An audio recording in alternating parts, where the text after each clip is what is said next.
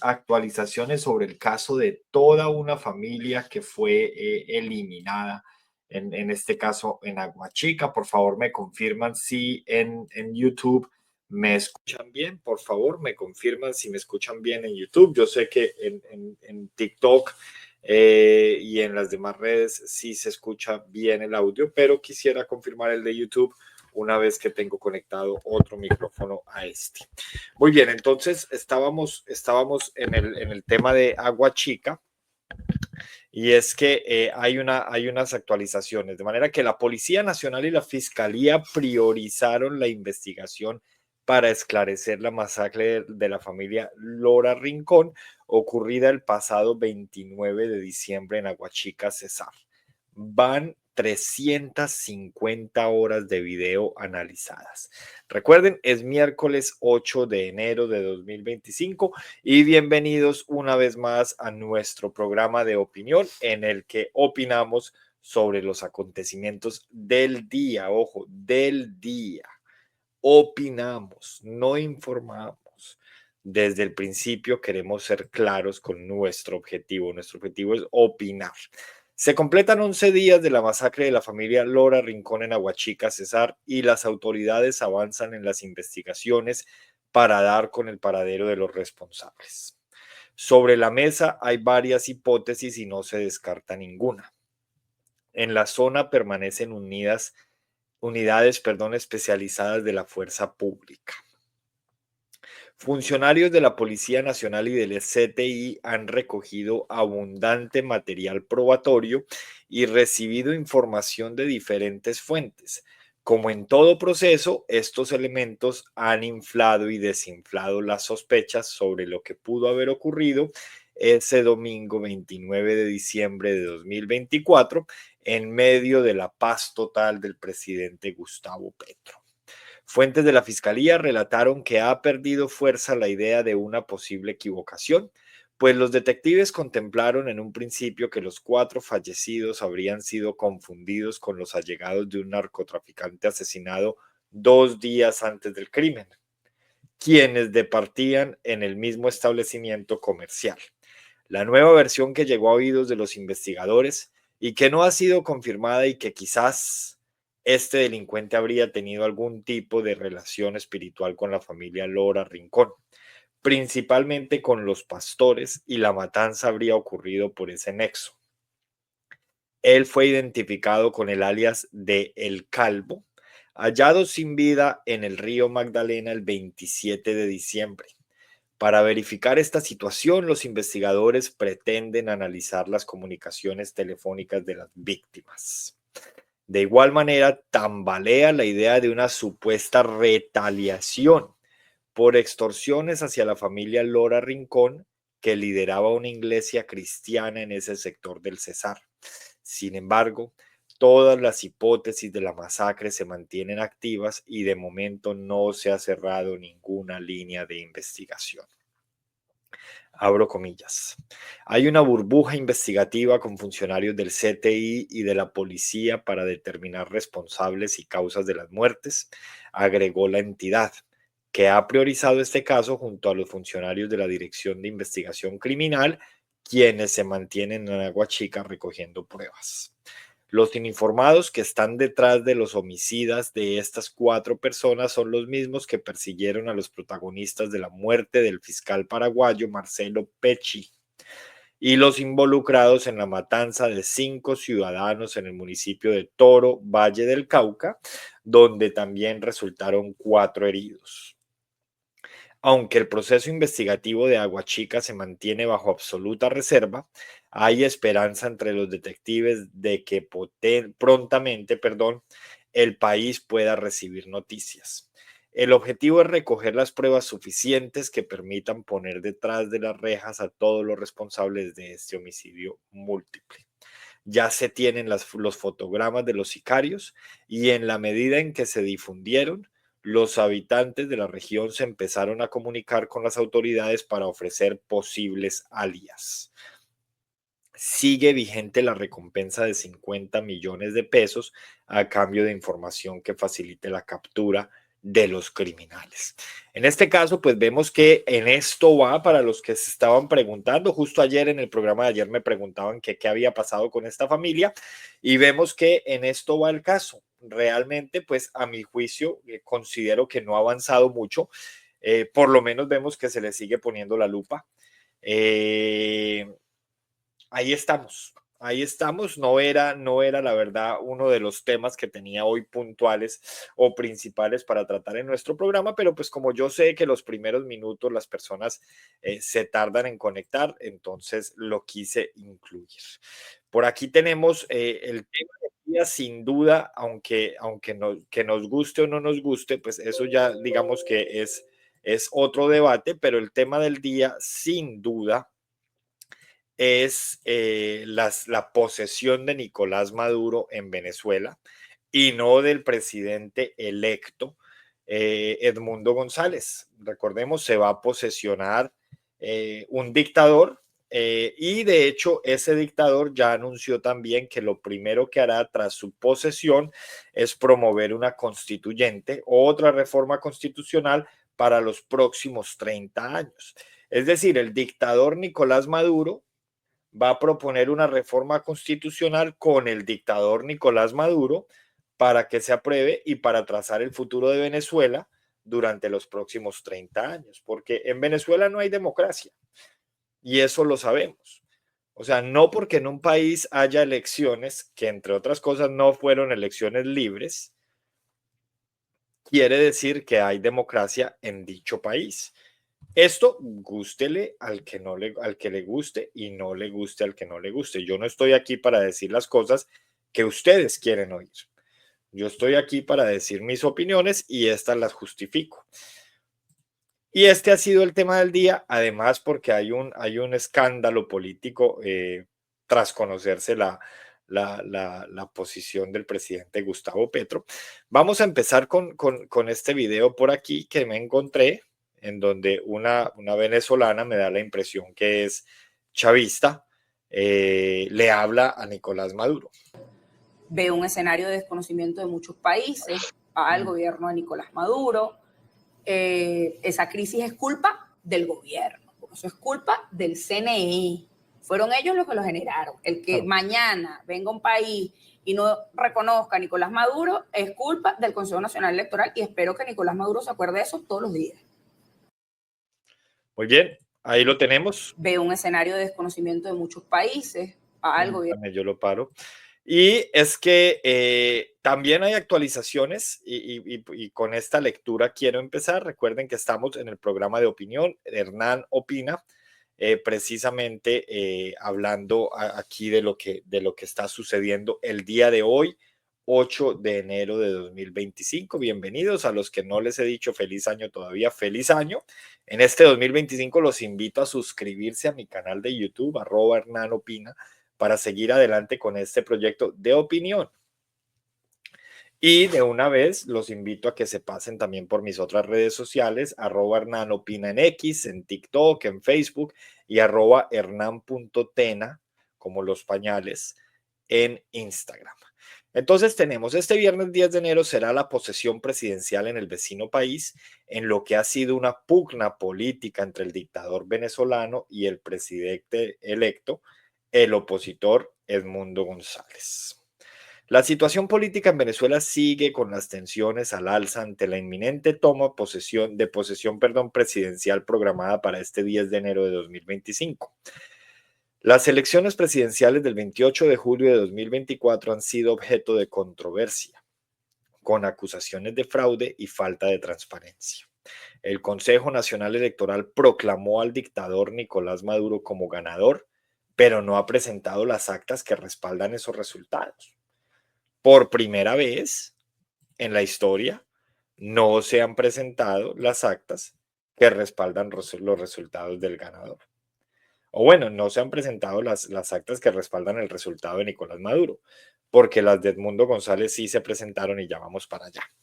Por su parte, la oposición liderada por el presidente electo de Venezuela, Edmundo González Urrutia, sostiene que obtuvo la victoria y ha publicado copias de las papeletas electorales que, según ellos, certifican su triunfo.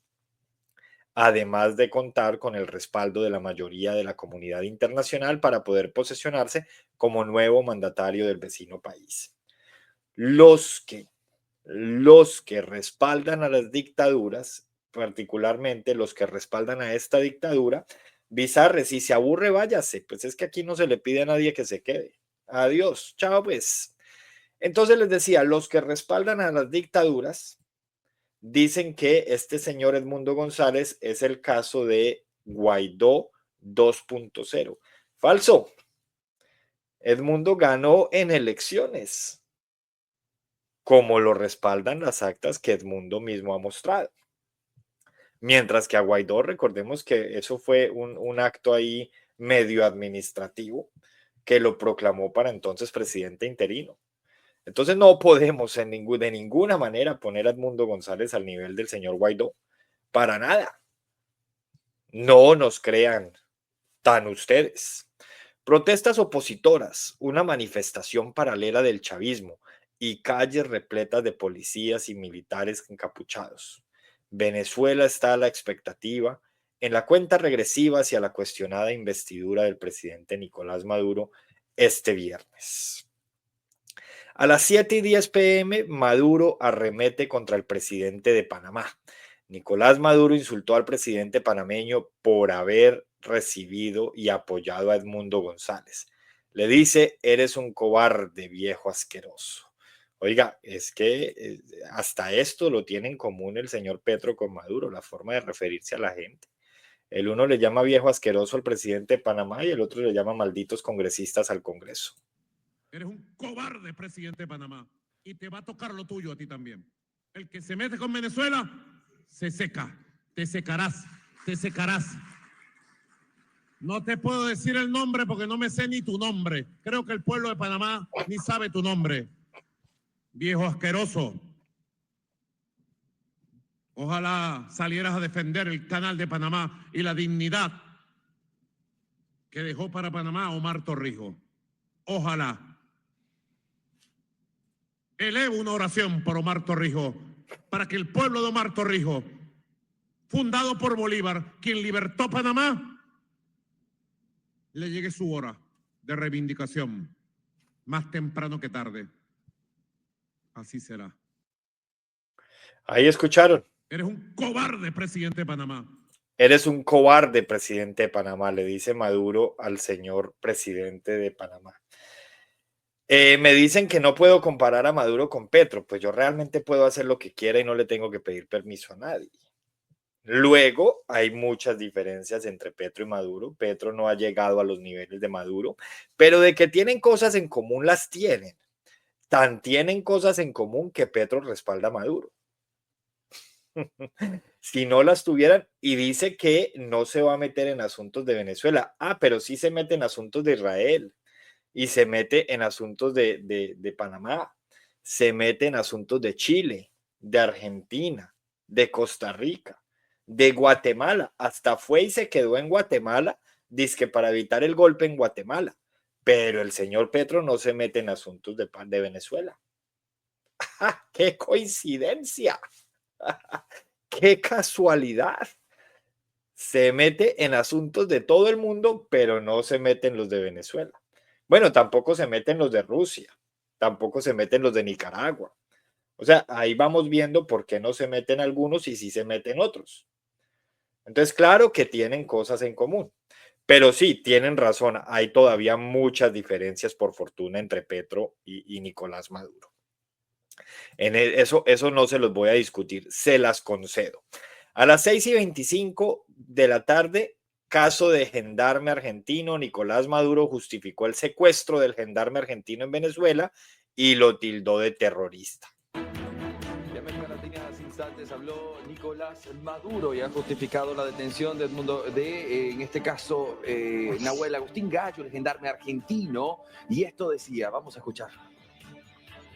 Se capturó un terrorista, como el argentino este que ha sido muy famoso, el gendarme. Pretende el gobierno nazi y sionista de Argentina, ¿no?, que se le dé un premio, que le demos una condecoración. A ese señor lo estábamos esperando, con señales, pelos y señales teníamos. Y cuando llegó, ahí llegaste, pajarito. Ya habían llegado otros pajaritos del mismo nido. Ya habían llegado otros pajaritos del mismo nido. Y uno habló del otro, y el otro habló del otro. Así que... Este es de los mismos creadores de Hugo Chávez, me habló en forma de pajarito y me habló al oído. Me susurró. A las 5:35 de la tarde, pronunciamiento de Francia. El presidente de la República de Francia, Emmanuel Macron, señaló que la voluntad del pueblo debe ser respetada, refiriéndose al tema de la elección de Edmundo González como presidente de Venezuela. De la misma manera, el mandatario francés le solicitó a Nicolás Maduro la pronta liberación de todas las personas detenidas por sus opiniones o compromisos políticos en Venezuela. A las 5:05 se pronunció Ecuador. El presidente de Ecuador, Daniel Noboa, tuvo una reunión con los líderes opositores María Corina Machado y Edmundo González, en la cual les expresó su apoyo para que se pueda dar la tan anhelada transición de poderes. Abro comillas, garantizaremos el resguardo necesario para que los venezolanos en Ecuador puedan manifestarse pacíficamente y exigir la libertad para su nación. A quienes aún defienden el régimen de Maduro, les recuerdo que la historia siempre pone las cosas en su lugar. Esto dijo el mandatario de Ecuador, el señor Noboa. Ojo, porque a las 4:30, sorpresa en el continente. Luego de la reunión que tuvo el presidente electo de Venezuela, según las actas de las elecciones del pasado 28 de julio, Edmundo González, con el gobierno de Panamá, uno de los cancilleres se atrevió a adelantar que próximamente se podrían presentar noticias positivas para el pueblo venezolano. Abro comillas. Les adelanto que hay una gran sorpresa que va a estremecer al continente. No pidan cuál, porque de lo contrario no sería sorpresa. Aspiramos a que el pueblo venezolano entienda que la democracia es el que saque más votos. Cierro comillas. Eso dijo el canciller panameño. A las 4 de la tarde se habla de reforma constitucional en Venezuela. Nicolás Maduro afirmó que luego del 10 de enero, día de su posesión presidencial, firmaría un decreto para hacer una reforma constitucional. Este posible decreto buscaría construir una amplia comisión nacional e internacional para lograr un debate y diálogo con todos los sectores políticos, económicos y sociales del país. A las 3:30 de la tarde, la ONU se preocupa por la situación en Venezuela.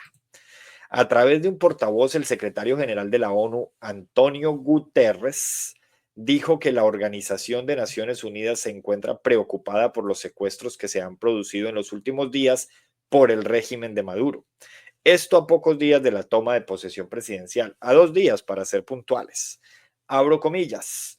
El secretario general hace un llamamiento a respetar las reglas y estándares internacionales en Venezuela.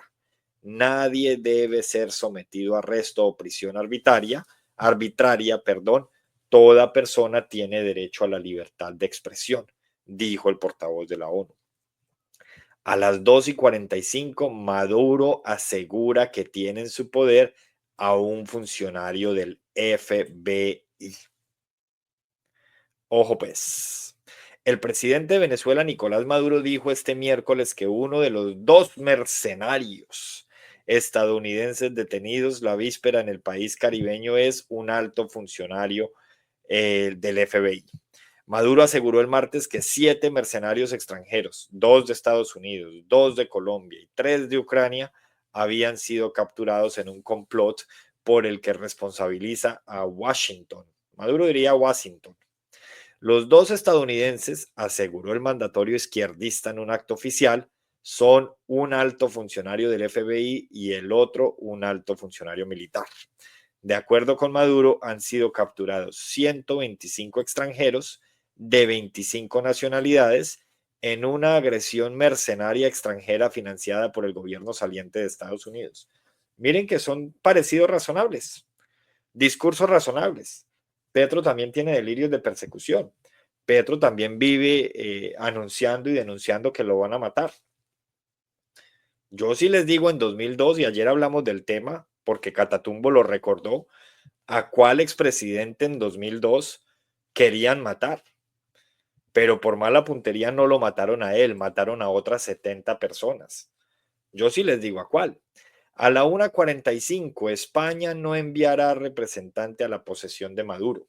Este es otro gobierno de izquierda, ojo, el gobierno del señor Pedro Sánchez.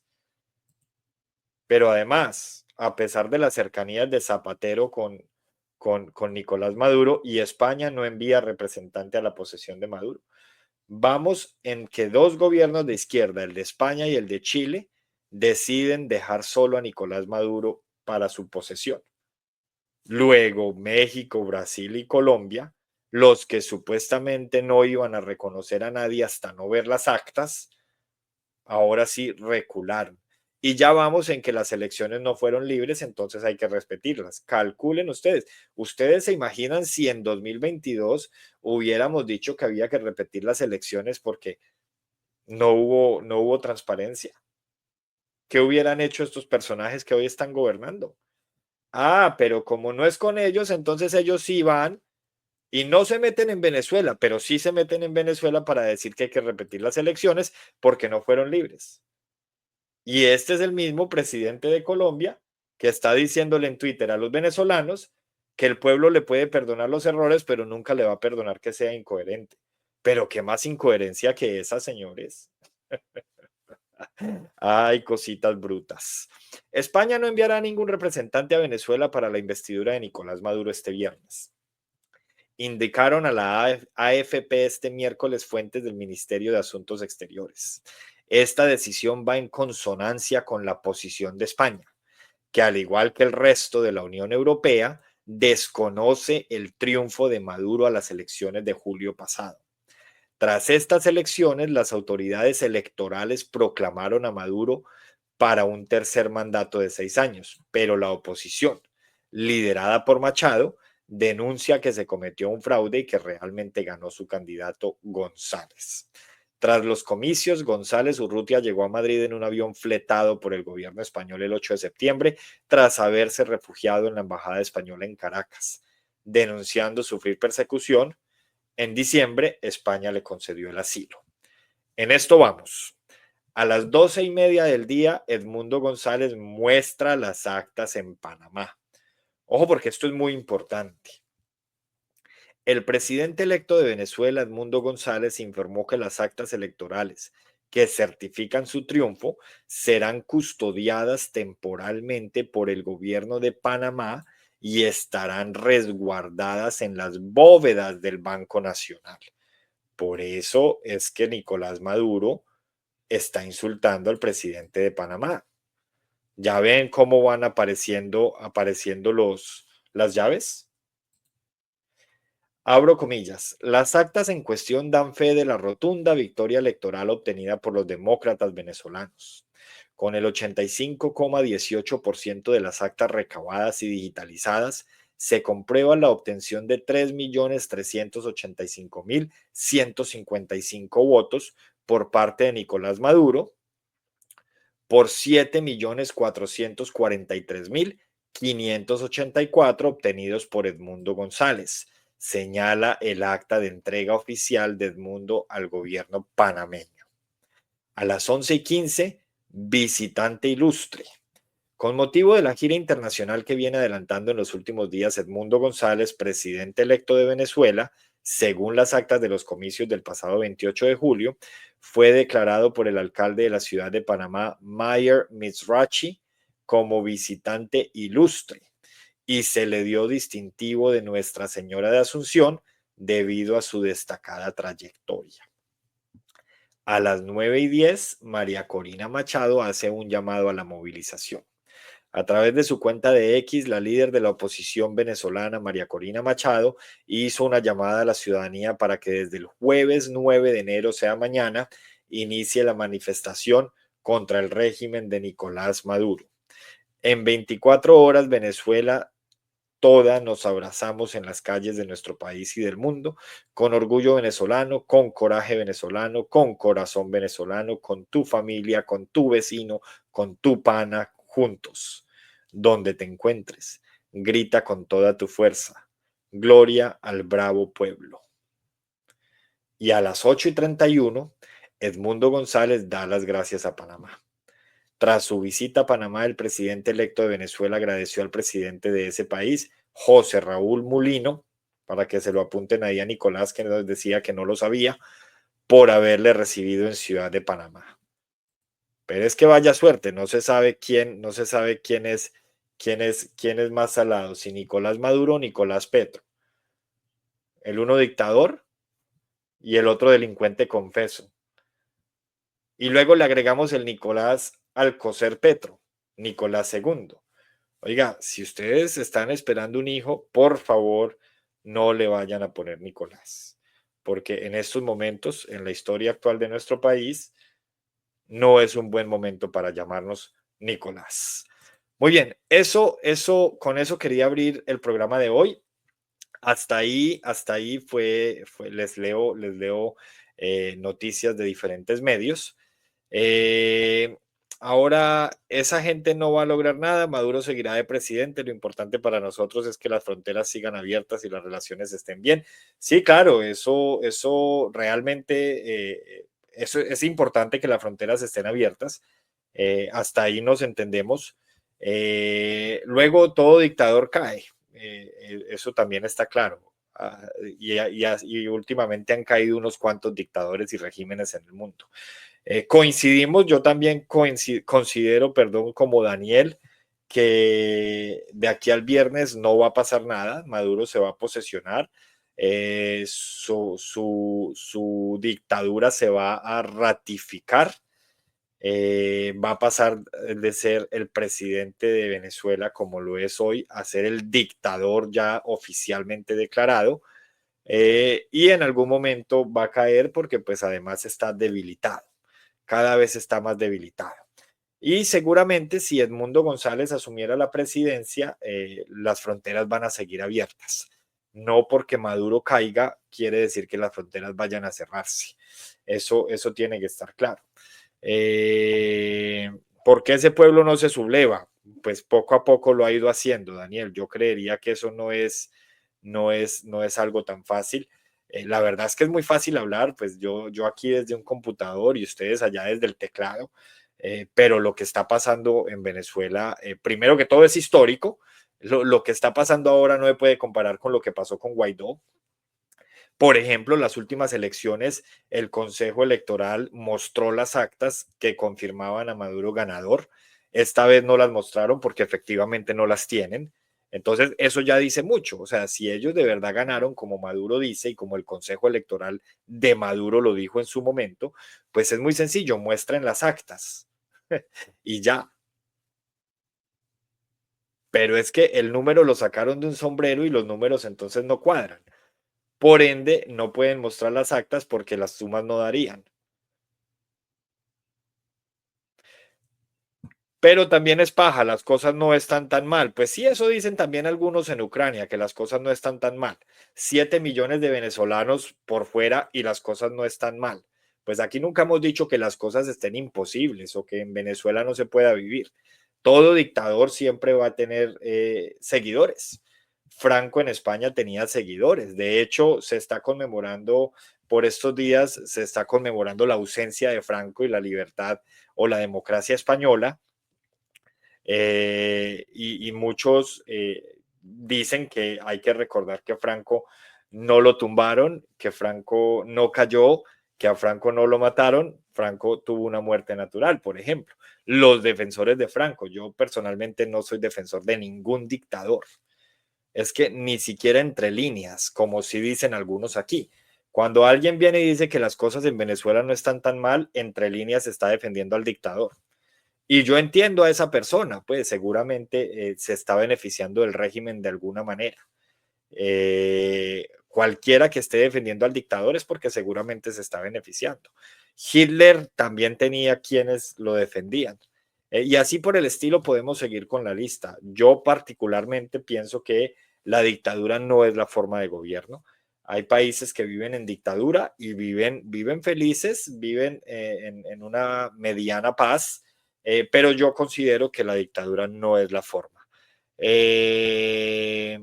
Franco sigue teniendo seguidores. Yo creo que Franco está más vivo que nunca en estos momentos, por estos días que, bueno, los que sigan la política española han podido ver que se está hablando mucho de Franco últimamente porque se han conmemorado algunos aniversarios últimamente y la verdad es que yo no pensé que estuviera tan vivo como lo estoy viendo. Muchos lo extrañan y es un tema, y no es un tema de unos cuantos y tampoco es un tema de un partido en particular. Pero sí, en eso Daniel tiene razón. Ni me beneficio de nadie, trabajo duro. Yo también, Daniel, este es de los míos. Muy bien. Sí, no, yo no, hay quienes defienden dictaduras, pero pues eso está bien, o sea, cada quien puede defender lo que quiera siempre y cuando tenga argumentos y no falacias, pero pues decir que las cosas en Venezuela están bien, yo creo que es contraevidente. Una pregunta que me llama la atención, ¿puedes nombrar un país que haya mostrado altas al mundo? No sé si te refieres a actas, sino altas. Actas, tal vez, no sé. Si te refieres a que Venezuela no mostró las actas al mundo, no, es que no estábamos pidiendo que le mostrara las actas al mundo. Estábamos pidiendo que le mostrara las actas a los venezolanos y como el mundo está pendiente, pues seguramente algún venezolano se las iba a mostrar al mundo. En ningún momento se le ha pedido a Venezuela que muestre las actas. Al mundo. Se le ha pedido que las muestre en Venezuela a las instituciones que hay que mostrarlas, como ha pasado siempre y como lo dice la ley. Es que además la ley venezolana dice que 30 días después del Consejo el Consejo Electoral tiene 30 días para mostrar las actas del ganador y eso pues no pasó en estas elecciones. La pregunta más bien sería por qué en elecciones anteriores sí pasaba y en estas no.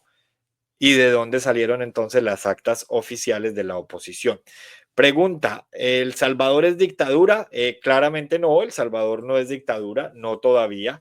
Podría estarse perfilando como una dictadura, seguramente. El señor Nayib Bukele es bastante autoritario. Y los autoritarios como Bukele, como Petro, como Uribe en su momento, si no se les pone un freno, terminan siendo unos dictadores en potencia. Una cosa es uno ser dictador en potencia y otra cosa es ser dictador. Para que no me vayan a decir aquí que es que yo estoy diciendo que Petro es un dictador. No, no estoy diciendo que Petro sea un dictador, tampoco que Bukele sea un dictador. Estoy diciendo cuando un régimen, perdón, es autoritario, está a un pelo de la rana calva, como decían por ahí en un lugar que yo frecuentaba, de convertirse en dictador. Petro autoritario, jaja, no mames, no, yo no mamo, por fortuna no mamo, pero sí, autoritario y bastante autoritario, tanto que no respeta los fallos judiciales, cuando la justicia le falla en contra, entonces va y busca otras instancias, las otras instancias vuelven y le fallan en contra y él sigue diciendo que las cosas no son como dicen las instancias judiciales, sino como él dice. No, cualquiera que no respete los fallos judiciales y que se crea juez o que se crea fiscal sin serlo, es claramente un autoritario, como lo fue Uribe en su momento. Uribe también fue autoritario. Ah, pero eso sí les gusta, que yo diga que Uribe fue autoritario, pero no que Petro fue autoritario. No, los dos son autoritarios. Ya que entre cada quien, que entren los defensores del uno y los defensores del otro. Yo no estoy aquí para defender a nadie. Bueno, yo no recuerdo que aquí en Estados Unidos se hayan mostrado actas, es lo que sé. ¿Te refieres a las actas de Venezuela o a las actas de Estados Unidos? Porque pues cada país tiene sus leyes diferentes y tal vez en Estados Unidos diga que hay que mostrar actas. La verdad es que hasta allá no podría responderte. Petro es autoritario, fuera Petro, nefasto, guerrillero, mentiroso. Bueno, ese comentario está ahí, es de Conrado. Muy bien. Luego, huevo elata. No sabía que Venezuela se haya mostrado actas. Se mostraron, de hecho, hoy en Panamá. No se mostraron las actas que dan por ganador a Maduro. se mostraron las actas que dan por ganadora Edmundo González. ¿Cuál fallo no acató? No, yo no he dicho que no acató fallos. Sin embargo, hay varios fallos de tutela que no acataron, como por ejemplo el fallo que la justicia le ordenaba retractarse frente a lo que dijeron de Vargas Lleras, y él y su abogado no acataron ese fallo. Luego yo no había dicho que Petro no acató fallos, estoy diciendo que no respeta los fallos judiciales, porque cuando uno viene y uno refuta un fallo judicial y osa decir que los jueces y que los magistrados y que quienes fallan están equivocados, como si uno fuera juez o magistrado, pues eso es irrespetar los fallos. Por ejemplo, se fue para la Corte Interamericana de Derechos Humanos a denunciar un golpe blando porque le estaban investigando la campaña, y la CIDH le respondió: un momentico, señor Petro, aquí en 2013 lo respaldamos porque lo que hizo el procurador Ordóñez con usted fue injusto, pero lo que se está haciendo ahorita en Colombia está dentro de la ley, es justo y usted tiene las herramientas para defenderse en Colombia. No obstante, él sigue diciendo que todo el mundo está equivocado, menos él. Si eso no es ser autoritario, pues ya el problema es de ustedes y no mío. Yo estoy demostrando que es autoritario, porque eso lo hace un autoritario. Pero muy bien, hablo de las actas en elecciones anteriores de Venezuela. ¿Cómo se hace eso? Debe ser complicado. Las actas de las elecciones anteriores se mostraban, como lo dice la ley, dentro de los 30 días, pero ojo, se tienen que mostrar en Venezuela, no en Estados Unidos, en Venezuela. Y ya eso se filtra y pues el mundo lo conoce. Esta vez pues no se mostraron las actas, eso seguramente es porque algo, hay gato encerrado. Pero lo de Lleras es verdad, todos sabemos que son corruptos. No, yo no sé nada, yo solamente sé lo que la justicia diga. Yo no puedo hablar por la justicia, porque es que si yo voy a graduar aquí a alguien de corrupto, si voy a graduar aquí a alguien de ladrón sin tener las pruebas, sin tener un fallo judicial que me respalde, voy a entrar a cometer lo mismo que tanto critico, que es lo que hace Petro y lo que hacen los suyos. Entonces aquí al señor Nicolás Petro hay que respetarle el derecho a su inocencia, su presunción de inocencia, a él y a todos los que están investigados por el lado de Petro, pero a Vargas Lleras y a los demás no hay que respetarles el derecho a la presunción de inocencia, porque de ellos sí podemos decir que son corruptos. No, eso ya es hipocresía, y pues yo de hipócrita no tengo nada. Pero bueno, yo tengo un cronograma del programa y no voy a dejar desviar la atención.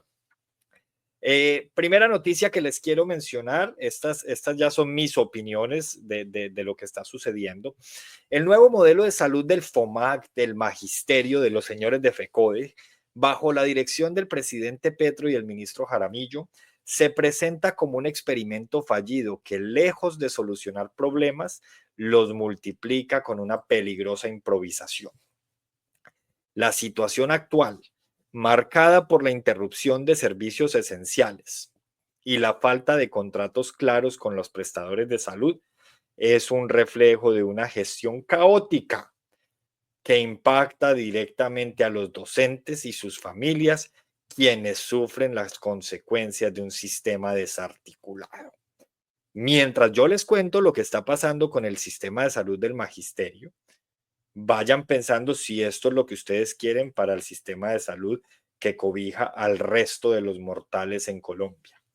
El testimonio de los profesores ilustra de manera desgarradora la falta de planificación y la incapacidad del nuevo modelo para garantizar algo tan básico como la continuidad en la atención médica.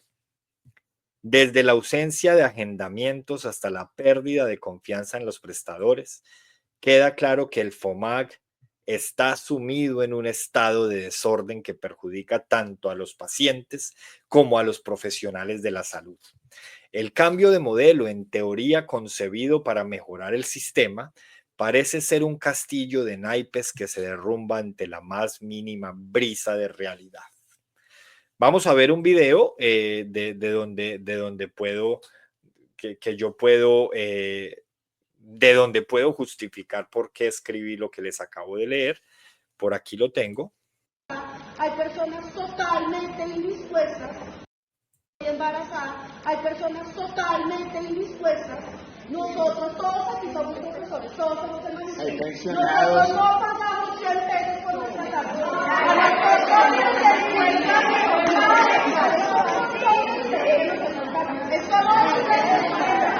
Aquí todos tenemos que reinar y no quieren que solucionemos. O sea, yo soy una mujer que no algo.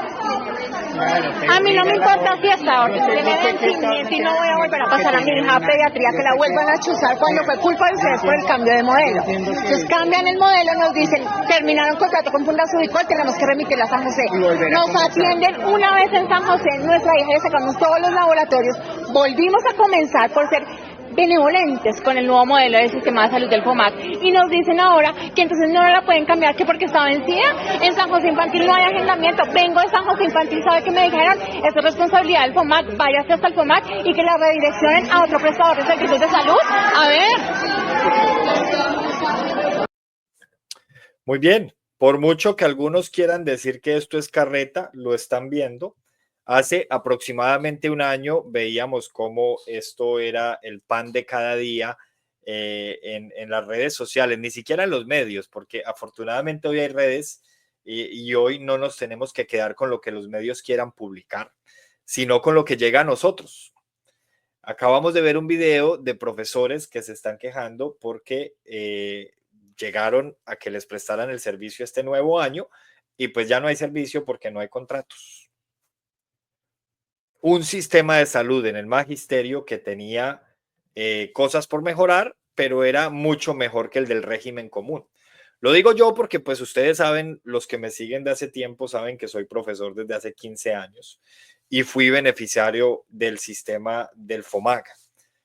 Estuve nombrado en propiedad bajo el decreto 1278, el escalafón 2AE, y de la mano de todo mi grupo familiar, pues todos estábamos en Cosmitet, que era en la entonces entidad prestadora del servicio de salud, en Pereira. Y era, por lo menos en Pereira capital, era un servicio buenísimo. Mucho mejor que lo que me tocaba vivir en la SOS cuando fui también cotizante del régimen común a través de la SOS. Por aquí hay algunos defensores del régimen de Petro que dicen que es que son hijos de profesores y todo está bien. Sí, nadie ha dicho que todo esté mal para el 100% de los profesores. Lo que se está diciendo es que hay una notable desmejora en el sistema de salud y lo podemos ver con estos videos. Personas embarazadas reclamando que no les prestan el servicio, personas diciendo que no van a volver a someter a sus hijos a una inyección porque ya les habían puesto la inyección y se pierden los documentos. Y esto antes no pasaba con el sistema de salud, por lo menos no en las capitales del magisterio, que recordemos que los señores del magisterio pertenecen a un régimen especial. Tengo a mi mamá al lado que es profesora y sin problema. No, pues claro, y si es profesora de las de FECODE, seguramente debe estar insultándome como me insultan todos ellos todo el tiempo. Porque si hay un cáncer que tiene Colombia, ese se llama FECODE y les he expuesto en repetidas ocasiones por qué. Y en estos momentos tengo un artículo indexado en revisión de pares que está próximo, ya pasó la primera revisión, estoy esperando a que pase la segunda para socializarlo con ustedes, en donde les voy a demostrar por qué FECODE es un cáncer. Entonces, aquí no se trata de que me traigan a una profesora, a dos. Si quieren, tráiganme a todos los profesores de FECODE para que me digan que esto es mentira. Pero la realidad allá en el campo es diferente. Lo acabamos de mostrar y el año pasado lo estuvimos hablando. Acabaron con el sistema de salud del magisterio, que era muy bueno. Porque era muy bueno, con muchas cosas por mejorar, como todo tiene que mejorar. ¿Sabían ustedes, por ejemplo, miren, ustedes, a mí me interesa que me pongan cuidado los que pertenecen al régimen común, porque ustedes me van a decir si lo que les voy a contar en este momento les parece justo. ¿Sabían ustedes que mientras ustedes van al médico y pagan un copago que acaba precisamente de subir con el aumento del salario mínimo, ustedes pagan una tarifa para que los atiendan, pagan otra tarifa para que les practiquen exámenes médicos, pagan otra tarifa para que les den medicamentos? Si alguno de sus beneficiarios tiene una intervención quirúrgica, tienen que pagar un porcentaje de la intervención. Si su esposa es beneficiaria suya y y da a luz, tiene que pagar un porcentaje del parto. ¿Y sabían ustedes que los señores del magisterio pagan cero? No tienen copago, no pagan por medicina, no pagan por exámenes médicos, no pagan por intervenciones quirúrgicas o partos, ni para los beneficiarios ni para los cotizantes, o sea, para el grupo familiar. No pagan. ¿Sabían ustedes? ¿A ustedes les parece eso justo? Entonces ellos dicen, es que a nosotros nos descuentan más. Falso. Falso. Y consulten la norma. Yo les puedo mostrar un desprendible de nómina de cuando yo era nombrado en el magisterio. En propiedad, no en interinidad. En propiedad, no en periodo de prueba. Tampoco a través de una OPS por prestación de servicios. No, yo presenté concurso de méritos, aprobé el concurso de méritos, estuve un año en periodo de prueba, superé el periodo de prueba, después estuve en propiedad, estuve varios años en propiedad hasta que renuncié porque definitivamente no me aguanté al cáncer de FECODE. Porque si ustedes no paran con FECODE y si ustedes no le siguen el jueguito a todo lo que FECODE dice, entonces hay una especie de discriminación dentro del ambiente laboral. A mí me decían que yo era el esquirol, porque el esquirol es aquel que se queda trabajando mientras otros van a protestar, porque ellos tienen esa consigna de que un maestro luchando también está educando, hágame el favor. Sí, yo puedo parar, pero en contrajornada, yo no voy a dejar a mis estudiantes sin clase. Lo hice muchas veces, sí, lo hice muchas veces, porque al principio a uno lo reciben con un panfleto del sindicato para que uno se sindicalice y le empiezan a meter esas ideas y a meter esas ideas. Pero como yo fui crítico y yo me fui a leer precisamente lo que ellos me decían que no se podía leer, ahí me di cuenta por qué era que a ellos no les gustaba que uno hiciera ciertas cosas. Y me tomé pocos meses para renunciar al sindicato. Pocos meses para renunciar al sindicato. Y ya después pasé a ser el esquirol. Pero un esquirol muy orgulloso de sí mismo. Eso sí se los puedo garantizar. Y entonces estos señores no pagan copago, no pagan nada, los atienden en las mejores clínicas de las capitales. Yo por lo menos hablo de lo que dice la ley y hablo de mi experiencia como profesor nombrado, de la experiencia de mi esposa como profesora de educación física nombrada. Y tengo otros cuantos familiares que siguen nombrados también en categoría 14 como los padres de Daniel Alfonso. Y otros en el nuevo estatuto que es el 1278, cuyo escalafón no va de la 7 a la 14, sino que va por 1, 2, 3 y va desde la A hasta la D. Y a todos nos iba muy bien, pero paradójicamente, oiga, hoy ya no les está yendo tan bien. O sea, el sistema ha desmejorado. Ellos dicen, es que todo cambio tiene un periodo de transición y siempre en el periodo de transición se sufre. Bueno, pues ya van para un año sufriendo. Ya van para un año sufriendo. De manera que a los profesores que les esté yendo bien con el nuevo sistema de salud, desen por bien servidos porque son unos afortunados. Y a todo aquel que esté nombrado en el magisterio, es un afortunado porque gana muy bien, le pagan muy bien, tiene muchas garantías, garantías que no tiene ninguna otra persona. Por ejemplo, los profesores del sector privado soñarían con las garantías que tienen los señores del sector público por hacer lo mismo. Valga la aclaración, por hacer lo mismo. ¿Sabían ustedes, por ejemplo, que un docente del magisterio, por ley, tiene derecho a 3 días de permiso por mes para hacer diligencias personales? Oiga, cualquiera de ustedes que me diga que ustedes tienen el mismo beneficio en su trabajo para hacer una raya. Pero además, ¿sabían ustedes que un señor del magisterio o señora, por cada año trabajado, tiene derecho a 3 meses de licencia no remunerada? ¿En qué otra? Oiga, ¿en cualquiera de sus empresas pasa lo mismo? Pero además tienen derecho, porque yo las utilicé además, tienen derecho también hasta 3 años, ahí puedo tener una confusión porque no recuerdo si son 2 o 3 de licencia no remunerada para estudios en el exterior. Es decir, se pueden ir de paseo para el exterior a estudiar y les dan una licencia no remunerada. ¿Qué quiere decir eso? Pues que no les pagan, como a mí, yo no cobraba sueldo, aunque en Pereira decían que yo estaba por aquí cobrando sueldo. No, yo no cobraba sueldo. Y cuando yo regrese, pues ahí está mi cargo. Venga, díganme en cuál empresa privada pasa lo mismo para pasar la hoja de vida. No, pero ahí no terminan las cosas. Ahí no terminan las cosas. También tienen derecho a beneficiarse de becas para maestría con el 100% de la cobertura pagas por el gobierno. Una maestría que en promedio está costando entre 30 y 40 millones de pesos en Colombia. Y a estos señores se las dan gratis, porque tengo muchos amigos, bueno, yo creo que ellos ya me sacaron del llavero por mis posturas políticas, pero tengo muchos conocidos que se beneficiaron y gracias a eso pudieron ascender en el escalafón. Pero ¿saben cuál es la paradoja de todas?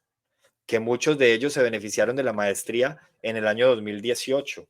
Recuerden de quién era el presidente en el 2018. Porque eso sí no se lo criticaban al presidente de entonces. Ah, que es que eso es un derecho adquirido. Bueno,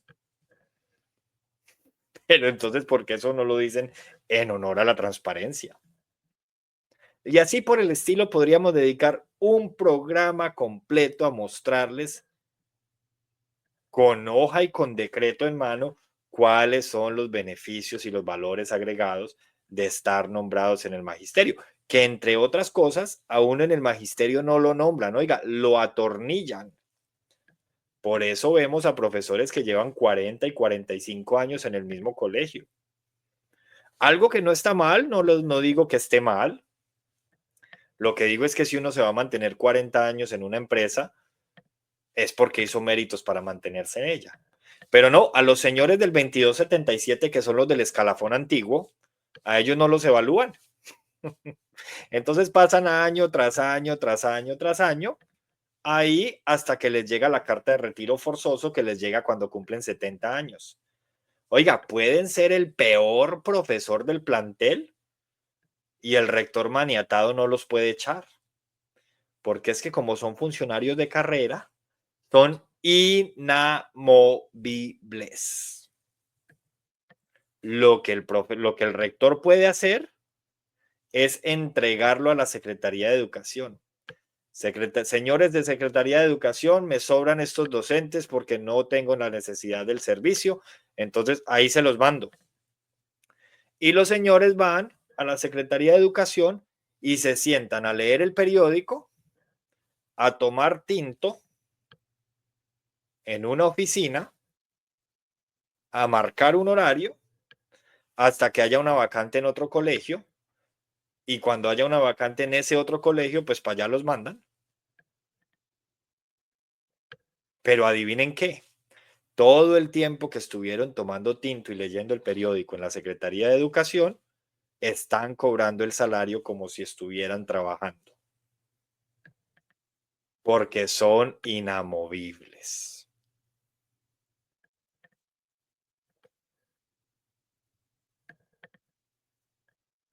Y yo no estoy criticando a los profesores. A mí todo eso me parece del putas, del carajo, me parece buenísimo. Lo que yo no puedo tolerar es que marchen y paren porque sí y paren porque no, cuando tienen unas condiciones laborales muy buenas. Ahora con el aumento del salario, les van a quedar los sueldos todavía mejores. El año pasado socialicé cómo estaban los sueldos del magisterio, que están muy bien cuando hacemos una comparación con el mercado laboral y con el costo de vida en Colombia, porque pues es que así es como se tiene que hacer. O sea, si hacemos un índice de paridad financiera, yo soy profesor aquí en Irlanda, si hacemos un índice de paridad financiera, un profesor en Irlanda se gana lo mismo que un profesor en Colombia. Oiga, no me vayan, por favor, a lapidar si no entienden el concepto de índice de paridad financiera. ¿Qué es el concepto del índice de paridad financiera? Que yo con lo que me gano aquí siendo profesor del Estado, me puedo comprar lo mismo que me compraba con lo que me ganaba en Colombia siendo profesor del Estado.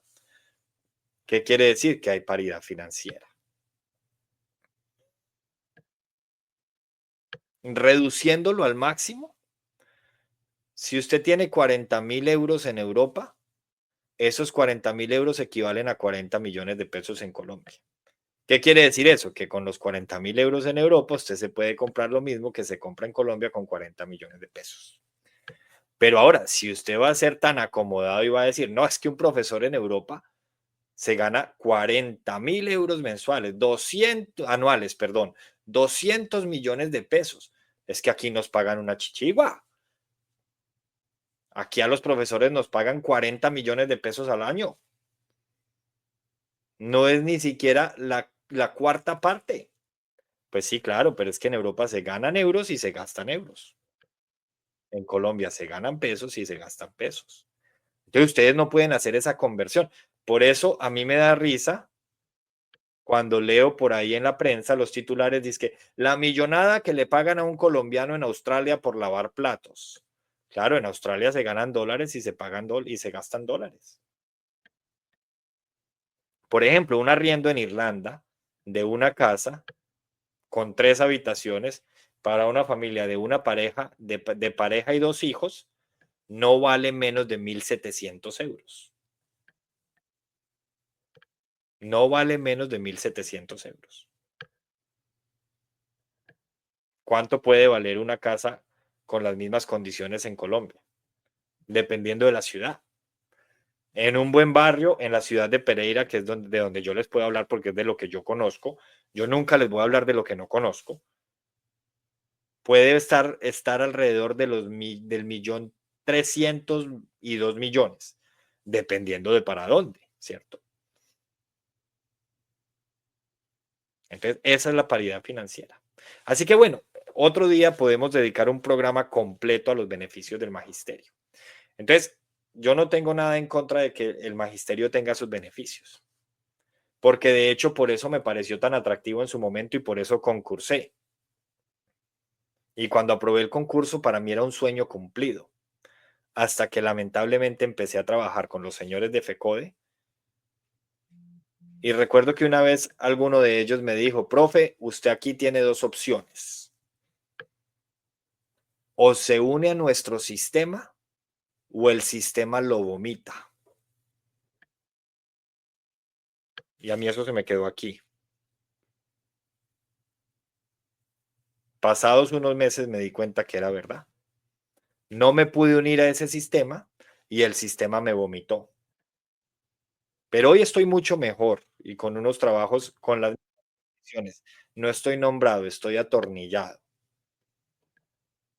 La diferencia es que mis compañeros de trabajo hoy no se quejan, agradecen los beneficios que tenemos porque somos empleados del Estado y cumplen a cabalidad con su jornada laboral siempre.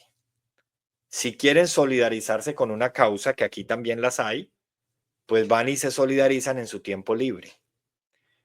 No como en Colombia, que los profesores de por la tarde van y marchan por la mañana y les queda el día libre. Y son tan conchudos que dicen, ah, no, es que como yo fui a marchar por la mañana, yo ya trabajé hoy. Cuando debería ser al revés. Los de la tarde marchen por la mañana y que los de la mañana marchen por la tarde. Se bloquean las vías, que es lo que les gusta, se le hace presión al Estado o al gobierno, porque hay una gran diferencia entre Estado y gobierno, y los estudiantes no pierden clase. Ah, no, pero es que eso así no funciona, profe, es que la gracia es que los estudiantes pierdan clase porque ese es el mecanismo de presión. A mí eso sí que me daba depresión, pero para mí no era ningún mecanismo de presión. Así que muy bien. Conclusiones del video que acabamos de ver, porque yo sabía que no faltaba por ahí el que saliera a decir que es mentira y que el magisterio está viviendo un idilio. Entonces tenemos, el nuevo modelo de salud del FOMAC carece de una estructura funcional. evidenciado por la falta de contratos con prestadores y la desorganización generalizada en la atención médica. Va para un año esto, señores. El 1 de mayo cumple un año. Los docentes, quienes deberían ser beneficiarios de un sistema eficiente, enfrentan negligencia y maltrato con procesos que los obligan a deambular entre instituciones sin respuestas claras. La transición al nuevo modelo no contempló la continuidad de servicios básicos. Hágame el favor, lo que demuestra una grave falla de previsión en su implementación.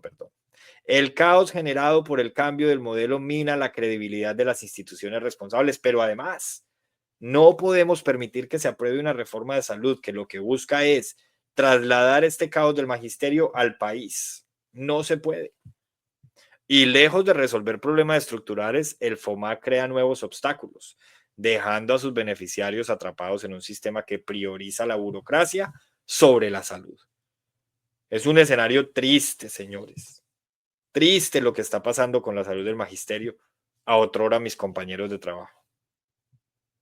Y si yo estuviera en Colombia, lastimosamente, conseguir algo mejor que el magisterio en Colombia es muy difícil. Porque usted en el magisterio, siendo profesor, puede llegar a ganarse 10, 12, 13 millones de pesos mensuales fácilmente. Yo, por ejemplo, en marzo termino mi doctorado. Si estuviera en Colombia todavía, ingreso al doctorado y si ya estoy en la categoría 3, pues paso a la categoría 3 con doctorado. Y el aumento de salario es muy interesante. Por eso es que ustedes ven que hay profesores universitarios, catedráticos universitarios, que renunciaron a las universidades y mejor concursaron al magisterio en el concurso que hubo hace 3 años. Y están recién nombrados. ¿Por qué? Porque los salarios en el magisterio son muy jugosos. Y, a ver, son funcionarios públicos. Yo los invito a los que no conozcan y a los que crean que no estoy diciendo la verdad o a los que tengan la curiosidad de saber cuánto se ganan, porque tal vez son profesionales y les interesa concursar en el futuro, simplemente coloquen decreto salarial docentes 1278-2024, que es el último decreto oficial, y ahí les va a salir la tabla de salarios. Y si les da curiosidad saber cuántos están ganando los profesores del régimen antiguo, que es el 2277, de esos ya quedan pocos, porque todos los que fueron nombrados después del 2002, fuimos nombrados después del 2002, entraríamos dentro del nuevo régimen. Este es el decreto, lo mismo, decreto salarial 2277, son docentes, perdón. 12 millones de dónde, está loco, venga, pues me hicieron demostrarlo. Oiga, es que de verdad no conocen y es que a mí no me gusta decirles estúpidos, pero son unos estúpidos. Aquí la tenemos. Yo les voy a mostrar, porque a mí no me gusta que las cosas queden en el aire, como si uno no dijera las cosas como son. Aquí la tenemos. Permítame un segundo, yo la puedo mirar si la puedo ampliar. No, así no la voy a poder ampliar, pero aquí ya la voy a mostrar. Mire. Se las voy a leer porque hay personas que solamente me están escuchando. Entonces, aquí tenemos, miren. Decreto 1278. Les voy a explicar. El magisterio se divide en 3 grados. El primer grado es para los señores y señoras que son normalistas, es decir, no son profesionales de pregrado, ¿cierto? Ese es el grado 1. Una persona que es normalista, recién egresada, se gana hoy, sin el aumento de sueldo, 2.600.000 pesos. Y se puede llegar a ganar sin estudiar más, solamente aprobando el concurso de méritos, se puede llegar a ganar hasta la 1D, hasta 5.322.000 pesos. Es decir, hoy en el magisterio, y esto lo tengo por derecho de petición, más adelante les voy a contar cuántos docentes hay nombrados en cada uno de estos escalafones. Hoy en el magisterio tenemos profesores que se ganan 5.322.000 y ni siquiera son profesionales. Estos son los mismos que salen a inundar las calles y a decir que el gobierno les paga con lagañas, que les toca pegar ese sueldo porque son lagañas. Díganme cuál de ustedes, sin ser profesional, se gana 5.322.000 pesos, pero además tiene 7 semanas de vacaciones al año, tiene todos los festivos, no trabaja fines de semana y al mediodía ya está libre porque se cumple su jornada. Vámonos con los que están en el escalafón 2, el grado 2. El grado 2 es para profesionales y licenciados, porque en Colombia se comete un error y es que se permite que los profesionales que no son licenciados, es decir, los que no estudian para ser profesores, puedan ser profesores. Eso aquí en Europa no pasa. Yo soy licenciado. Y si yo hubiera querido ser otra cosa, pues hubiera sido otra cosa. De hecho, después de ser licenciado, quise ser politólogo. ¿Y qué hice? Me matriculé. Y ahora quiero ser abogado. ¿Y qué hice? Estoy matriculado y estoy estudiando Derecho. Pero hay unos señores en Colombia que eran abogados y se volvieron profesores del magisterio. Porque el magisterio es tan bueno que es mejor ser profesor del magisterio y dejar de litigar, porque es que es un sueldito muy estable.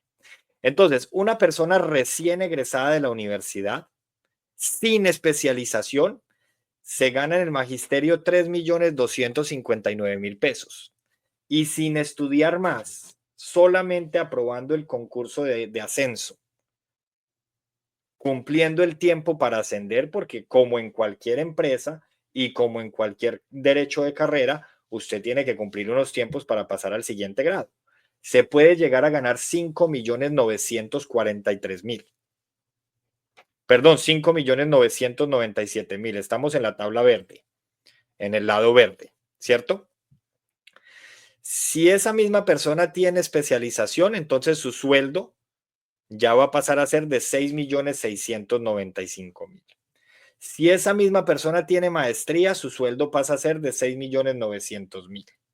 Y si esa misma persona tiene doctorado, su sueldo pasa a ser de 7.800.000.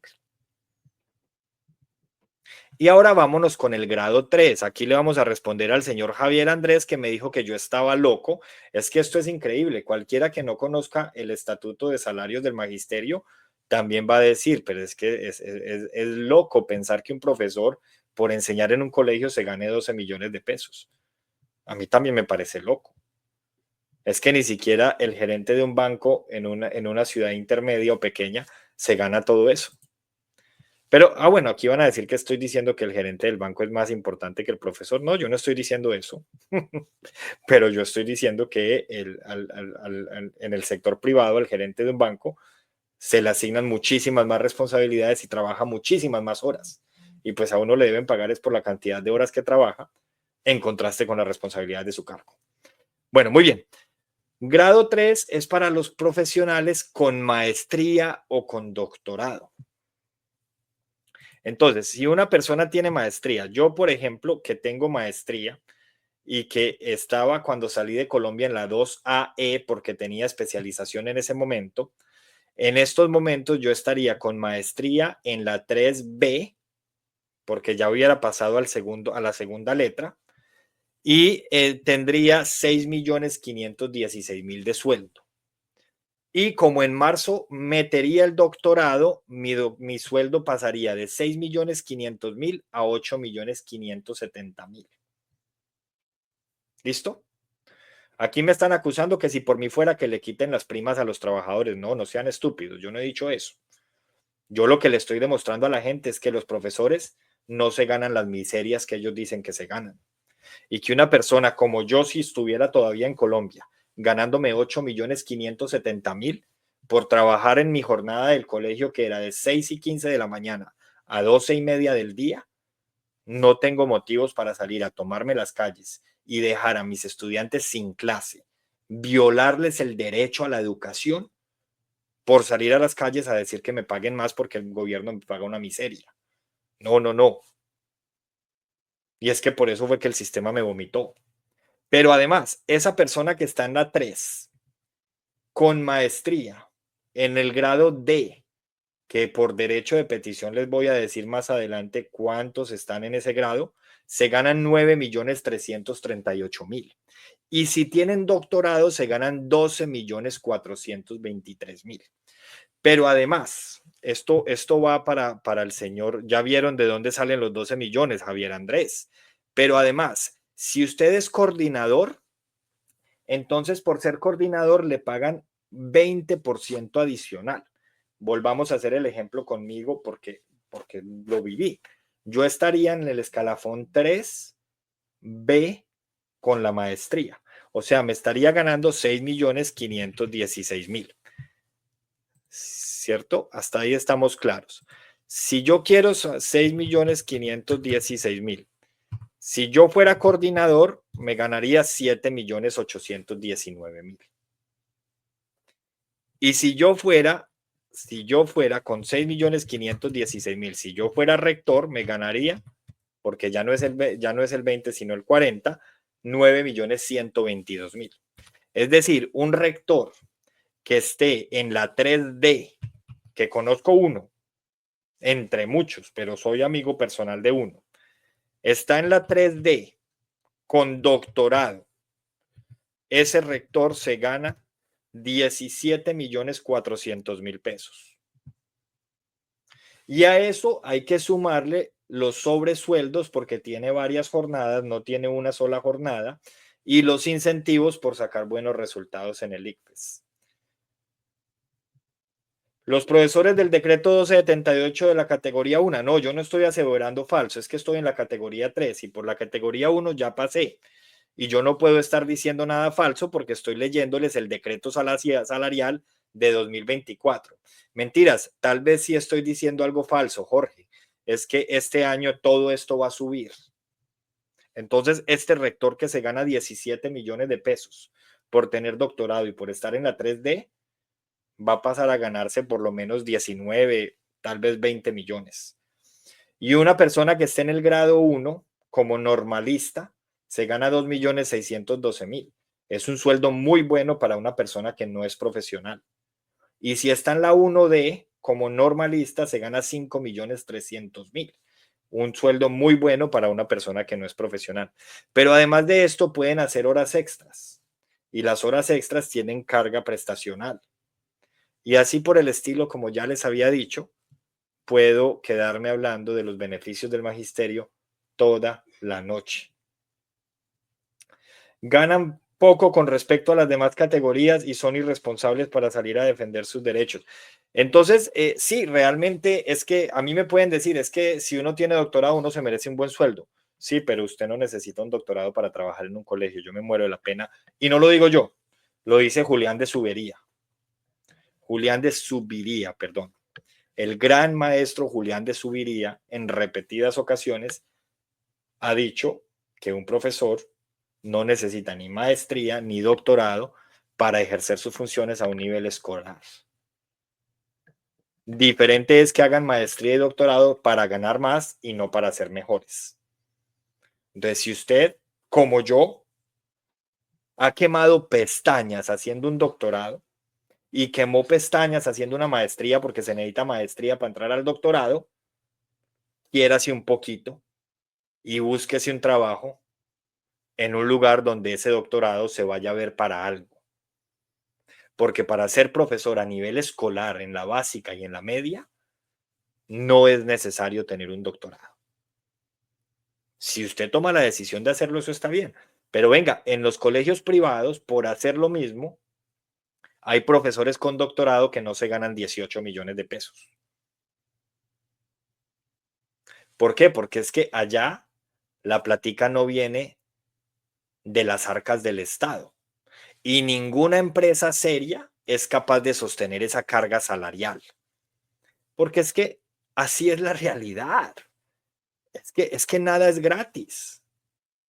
Hay gente que dice, pero es que los colegios públicos son gratis, sí, para los estudiantes. Pero aquí les estoy demostrando lo mucho que le vale al Estado la nómina de un colegio público.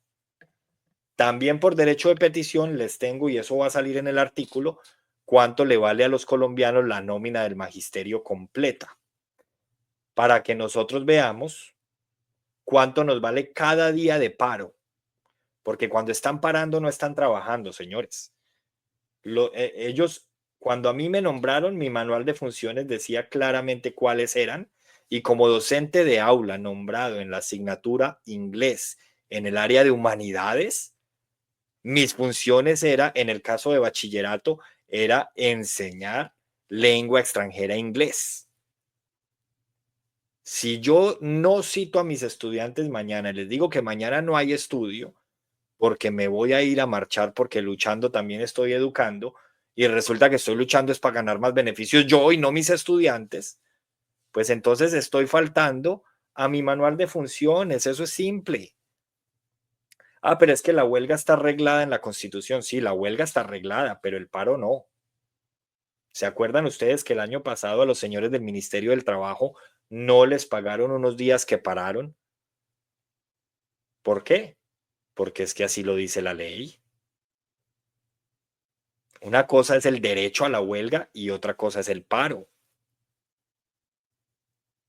Y para que haya huelga se tienen que cumplir una serie de requisitos que están reglados en la ley.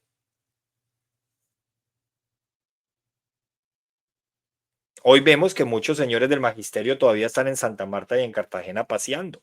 Yo era uno de esos en algún momento y lo disfrutaba. Pero por eso cuando se hacía un paro, yo lo pensaba dos veces para decir que sí iba a salir a parar. Pero ¿qué pasaba? Yo me quedaba en el colegio y me quedaba tomando tinto, porque como solamente nos quedábamos 3 o 4 profesores, pues no era suficiente para que nos citaran estudiantes. Entonces, ¿qué decía la regla? La norma: profesor, si usted no va a ir a paro, tiene que venir y cumplir el horario en el colegio. Entonces yo llegaba a tomar tinto. Recuerdo en el paro del 2017, en la cafetería del colegio, me veía las carreras de ciclismo de Nairo Quintana en su momento, mientras los profesores salían al paro y se tomaban el país. Entonces, cuando ganó Petro, todos creímos, por fin el magisterio va a dejar de hacer paro. No, ahora hacen paro porque hay que respaldar las propuestas de Petro.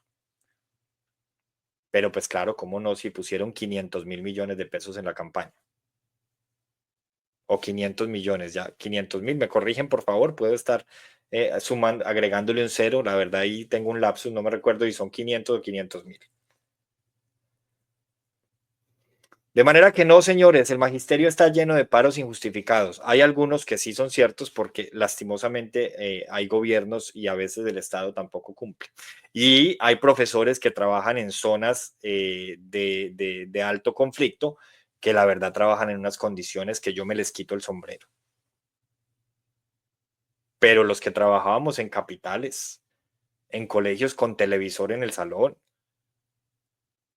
con condiciones de lujo para lo que le tocaba a otros colegas en las zonas de alto conflicto, que entre otras cosas les pagan un poquito más precisamente por las zonas.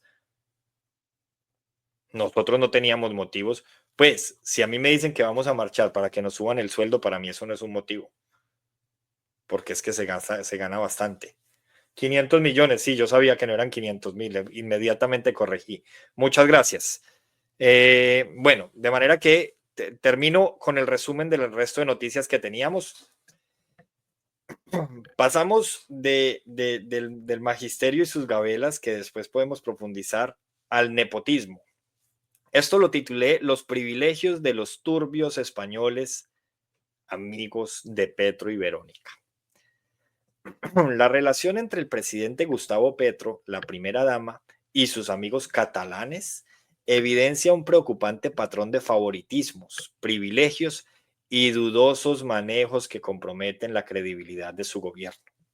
Javier Vendrell, Javier con X, Xavier, y Manuel Grau, ambos con un pasado polémico y cuestionable en Cataluña, han encontrado en Colombia una tierra fértil para extender su influencia gracias a su cercanía con el círculo presidencial. Por favor, si en estos momentos hay, no creo por la hora, pero si hay colombianos viviendo en España que me estén viendo, pónganle cuidado a esto.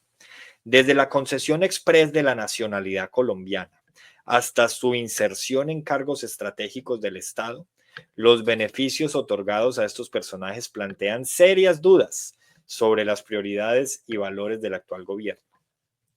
Los argumentos oficiales que justifican estas decisiones resultan débiles frente a los antecedentes judiciales y las actividades poco claras de estos individuos, quienes ahora disfrutan de acceso a las altas esferas del poder y recursos del Estado. La narrativa de persecución política de Vendrell y la ambición económica de Grau parecen haber encontrado refugio en un gobierno que no solo les abrió las puertas del país, sino que les ofreció posiciones privilegiadas desde las cuales ejercer influencia y tejer redes de poder. Paréntesis, mira, llevo más de 30 años en esto y he visto 1000 atrocidades y jamás se ha despedido a uno. No, los profesores no están nombrados, están atornillados, están sembrados. Es muy difícil que se despida uno. Los rectores los entregan. Pero ustedes me dicen, voy a hacerlo por encuesta, y me dicen qué día podemos hablar solo del magisterio. Y yo me preparo y hablamos solo del magisterio. Pero hoy tengo una serie de noticias que quisiera abarcarlas todas. ¿Por qué les dije que si hay algún colombiano viviendo en España, le pusieran cuidado? A estos señores no solamente les dieron contratos con el Estado y no solamente les ayudaron con contratos con el sector privado, sino que les dieron la nacionalidad express. Es decir, Colombia, aunque no nos cueste creerlo, tiene una ley de migración, una ley migratoria rigurosa. Por ejemplo, para un extranjero hacerse la nacionalidad colombiana, tiene que vivir 5 años en Colombia, 10 años o 2 años, dependiendo de su nacionalidad. Pero además tiene que presentar un examen de conocimiento sobre Colombia, aprobar ese examen y después solicitar la nacionalidad. Pues a estos señores les omitieron todos los requisitos y Gustavo Petro les dio la nacionalidad.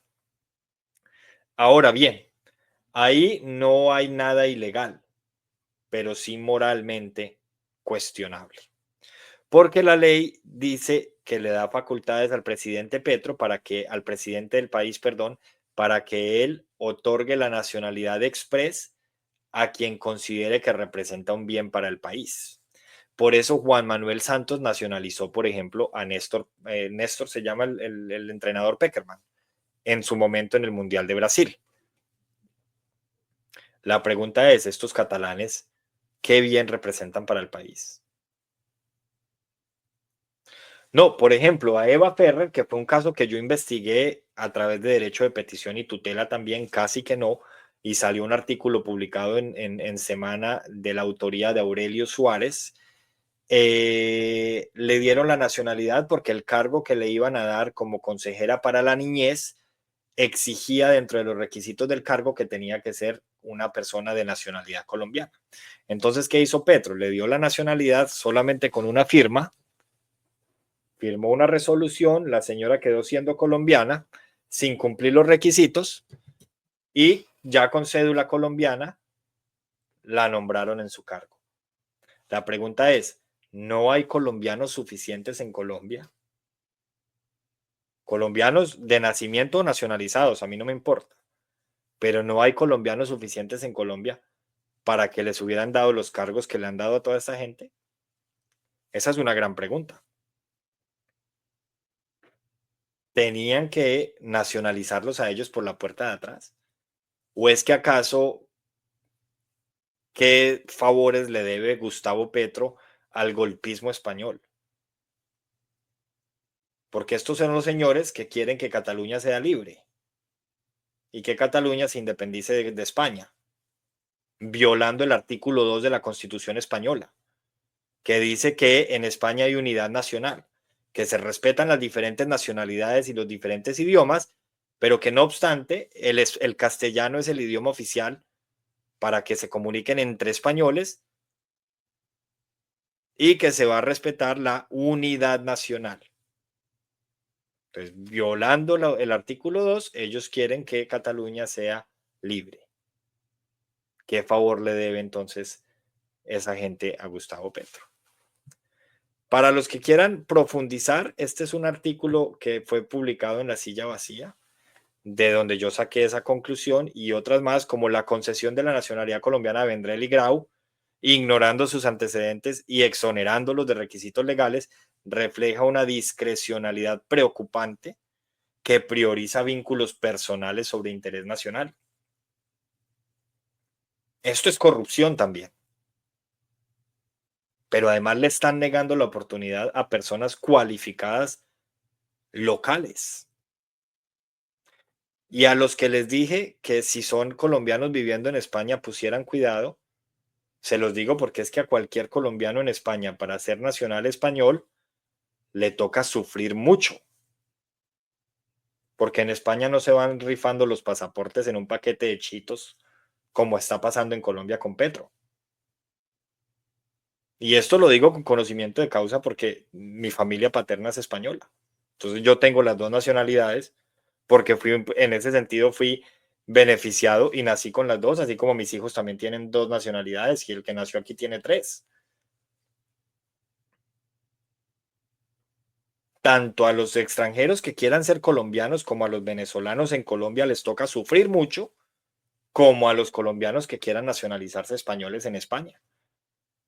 Y viene este señor entonces a cuenta de que van repartiendo la nacionalidad colombiana a una gente que ni siquiera el examen de conocimiento colombiano ha aprobado. No cumplen con los requisitos de residencia y no cumple con los requisitos para nacionalizarse.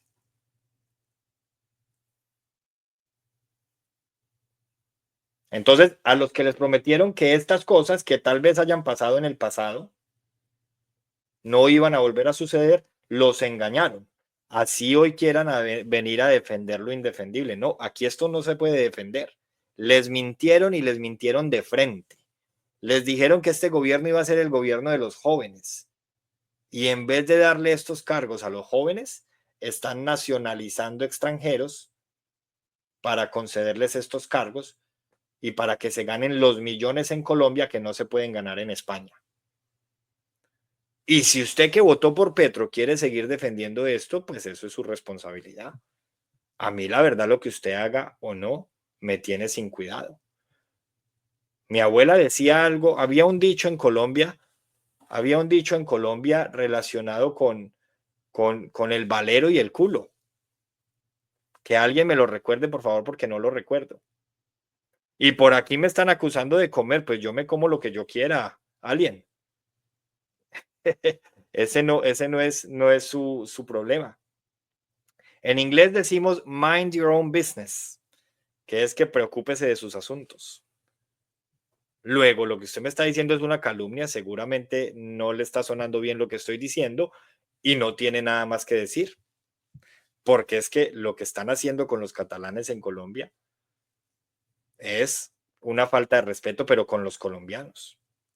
Cada quien que haga de su culo un valero. Muchas gracias. Lo voy a anotar aquí, Marian, para tenerlo presente. Esto es lo bueno de tener un canal independiente, que uno puede decir lo que quiera y a nadie le rinde cuentas. La última noticia que les quería compartir es la tibieza cómplice, el comunicado de Petro sobre la posesión de Maduro. Pueden ingresar al Twitter de Petro, al X de Petro y leer la forma como justifica que va a mandar representación a la posesión del dictador.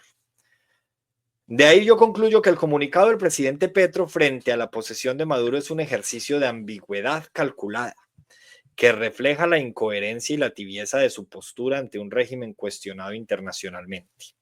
Bajo una retórica adornada de principios progresistas y referencias históricas, Petro evita condenar con firmeza las violaciones sistemáticas de derechos humanos en Venezuela y en cambio prioriza su relación personal con el mandatario venezolano, el dictador Nicolás Maduro. Petro, quien en el pasado ha intervenido abiertamente en los asuntos de otros países para criticar políticas y gobiernos, como en el caso de Argentina y de Israel, por nombrar solo dos, ahora adopta una postura convenientemente neutral. Su argumento de no intervenir en asuntos internos de Venezuela se diluye en contradicciones evidentes, ya que simultáneamente lanza críticas veladas hacia actores internacionales y evita un pronunciamiento claro sobre las prácticas autoritarias de Maduro. Recuerden que cuando ganó Giorgia Meloni en Italia, dijo Petro que había regresado Mussolini. Y cuando en Chile no pasó la constituyente, también hizo un comentario muy similar. Pero además, cuando Milei ganó en Argentina, también graduó al pueblo argentino de fascista. El comunicado también es una muestra de incapacidad del gobierno colombiano de trazar una línea clara entre los principios democráticos y sus alianzas políticas.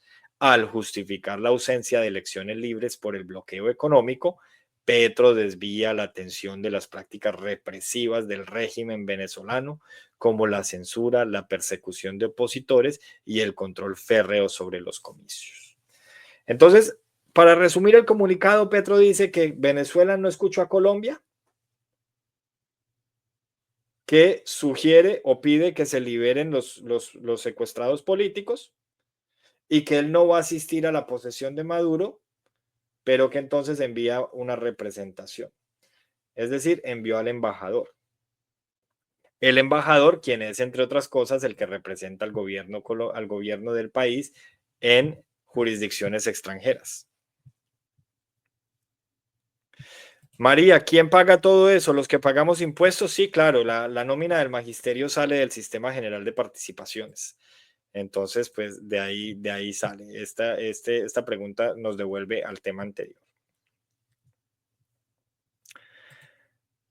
Entonces, aquí me dicen, ¿cómo comparar el asesinato de 40.000 niños en Palestina y miles mutilados con Venezuela? Yo no estoy haciendo comparaciones. En Venezuela han muerto niños, han muerto civiles y hay personas secuestradas. A mí me importa tanto el niño venezolano como el niño de Palestina. Y también me importa el niño de Israel, porque es que también hay miles de muertos en Israel. Entonces, si ustedes quieren tener doble rasero y quieren condenar solo un lado y no el otro, pues eso es usted, pero a mí no me pida que haga lo mismo. Y Petro está diciendo, escuchen pues la conveniencia. Petro está diciendo que no se mete en asuntos extranjeros, en asuntos de Venezuela, internos de Venezuela, y yo digo que se ha metido con asuntos internos de Argentina, de Israel, de Italia, de Chile, de España en su momento cuando Sánchez casi pierde las elecciones, y de todo solamente se les queda lo de Palestina. ¿O es que en Argentina también hay niños muertos por culpa del régimen? Porque en Venezuela sí. Y Petro se mete con Argentina y no con Venezuela. ¿O es que en Chile hay niños muertos por culpa del régimen? Porque en Venezuela sí. Y Petro se mete con el de Chile. Pero no se mete. ¿Cómo vas a comparar el magnicidio de Palestina con las bajas de Israel? No, para mí bajas son bajas. Y Palestina atacó primero, pero además no fue Palestina, no me hagan caer en sus engaños de semántica. Fue Hamás. Hamás atacó primero un día que Israel estaba disfrutando de una de sus celebraciones. Y desde ahí se desató la guerra. Bueno, se continuó la guerra, una guerra que viene hace décadas. Entonces, no, yo aquí no estoy comparando una cosa con otra. Estoy diciendo que Petro de manera muy cómoda dice que no se va a meter en asuntos internos de Venezuela, pero al mismo tiempo se mete en asuntos internos de Israel, de Ucrania, de Argentina, de Ecuador, de Chile, de Guatemala, de Italia, de Perú. Recuerden que en Perú el ejecutivo de Perú le dijo que dejara de meter las narices rojas en Perú.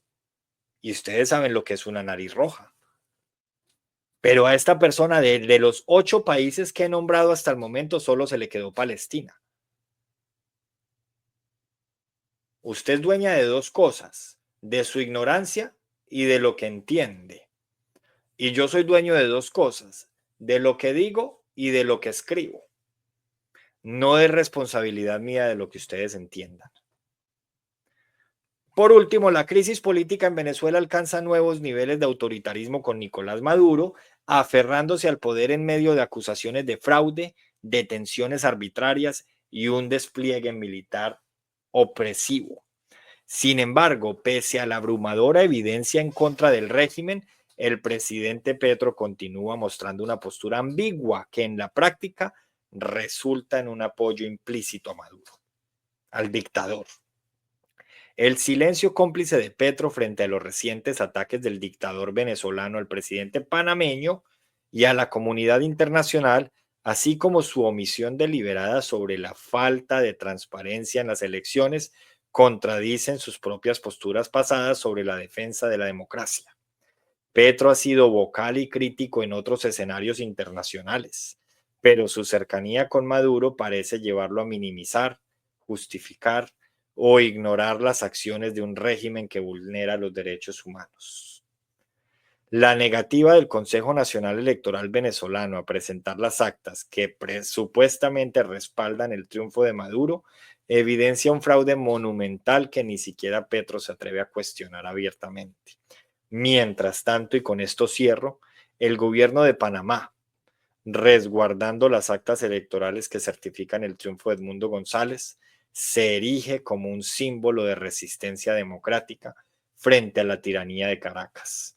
Gobierno, por fortuna para nosotros, de derecha. Y este ha sido mi programa de hoy, mi programa de opinión. Muchas gracias a los que están, hasta el final. Y solo quiero hacer una última claridad. Yo no estoy desprestigiando maestros, no estoy desprestigiando profesores. No puedo desprestigiar profesores porque soy profesor, pero sí estoy desprestigiando a FECODE, porque FECODE no permite que la educación pública en Colombia avance. Y esto, muy a pesar de lo que mucha gente piense, FECODE no es el magisterio. Cuando ustedes los nombran en el magisterio, ustedes escogen si quieren pertenecer o no al sindicato. Y ese sindicato posiblemente está afiliado a FECODE. Pero usted también escoge de manera libre cuándo se quiere ir de ese sindicato. Y simplemente va a dejar de aportar el 1% de su salario al sindicato. Entonces, si algunos entienden que por desprestigiar a FECODE estoy desprestigiando a los profesores, yo respeto su nivel de comprensión. Pero quiero dejar claro que no estoy desprestigiando a profesores y que yo soy dueño de lo que digo y me hago responsable de lo que digo y de lo que escribo, pero no de lo que ustedes entienden. Solo el día que como comunidad de padres de familia le podamos aplicar la norma a los señores de FECODE, solo ese día la calidad de la educación en Colombia pública va a mejorar. Porque ojo a esto, la huelga es un derecho que se tiene constitucionalmente en el país. Pero los paros no son huelga. Y para que se declare una gremiación, se declare en huelga, hay que agotar un conducto regular que está reglado en la ley colombiana. Y solo agotando ese conducto se puede entonces declarar la huelga indefinida. Y esa es la que está protegida en la ley. Luego, no el paro. ¿Cuál es la diferencia? Que usted puede ir a paro y a usted no lo pueden echar por ir a paro. Pero ojo, porque si usted va a huelga legalmente constituida, usted no está obligado a recuperar el tiempo que estuvo en huelga, pero además su salario no le lo pueden tocar. Si usted en cambio está en paro, usted está obligado a llegar a un acuerdo con su empleador, en este caso las secretarías de educación territoriales, para ver cómo se va a recuperar el tiempo que usted le quitó a su comunidad de estudiantes o para que les descuenten el día como se lo descontaron a los señores del Ministerio de Trabajo el año pasado. Y esto es lo que no está pasando por parte de las secretarías de educación. Por lo menos hablo de la de Dos Quebradas, Risaralda y Pereira. porque tengo la respuesta de ellos. Me tocó entutelarlos porque no me querían entregar la información. Los tuve que entutelar. Y si alguien está interesado en iniciar el mismo procedimiento en la Secretaría de Educación a la que ustedes pertenezcan, yo con mucho gusto les puedo pasar el formato para que pasen el derecho de petición y de una vez el de tutela, porque seguramente no les van a responder. Entonces yo aquí no estoy atacando a profesores, pero sí estoy atacando a FECODE y lo voy a seguir atacando hasta el último minuto. Porque lo que hacen con la educación de Colombia no tiene nombre. No pasas de ser un empleado, pobres alumnos con semejantes disque profesor. Pues usted que escribe disque con ese como si fuera el disquete, que ya está obsoleto, no quiero pensar de quién vendrá el ataque. Pero pues mis alumnos hablarán por ellos mismos y tendrán sus apreciaciones de cómo son mis clases. A mí la verdad me tiene sin cuidado lo que diga una persona por TikTok. Pero no, yo soy empleado y algo más. O sea, soy funcionario público, soy empleado del sector privado, pero además tengo empresa propia. Entonces, seguramente, no sé tú qué tengas, Humbertico, pero podría concluir que tal vez nos podamos dar ahí duro entre los dos, a ver cuál de los dos es más ocupado y cuál de los dos produce más. Bueno, muchas gracias. Ahora sí los dejo. Nos vemos mañana con las noticias de mañana. Recuerden que aquí se opina sobre las noticias del día y así como ayer no tenía cómo decirles de qué íbamos a hablar hoy, pues hoy no puedo decirles de qué vamos a hablar mañana. Seguramente otra vez de Maduro porque la posesión es el viernes. Cuando quieras hablar de moral a todos, recuerda que siendo profesor y magíster, votaste por Rodolfo. Pues no voté por Rodolfo, voté en blanco. Pero además respeto profundamente a todos los que votaron por Rodolfo, tanto como a los que votaron por Petro, porque es que el voto es libre y cada quien decide por quién votar. Entonces sí, cometí un error muy grande y fue haber votado. No, yo no invité a votar, nunca invito a votar, pero además mi error fue haber votado en blanco, tendría que haber votado por Rodolfo. Tal vez yo soy uno de los culpables que hoy tengamos ese cáncer llamado Petro en el Palacio de Nariño.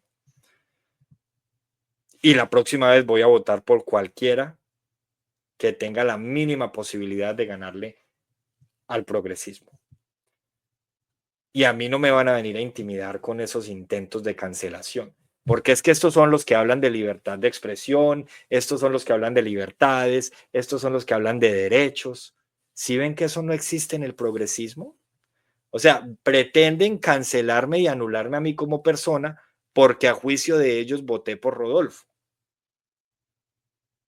¿Qué tal que al otro lado se hiciera lo mismo? Y lo más triste es que al otro lado hay gente haciendo lo mismo, cancelando y anulando como persona porque algunos votaron por Petro.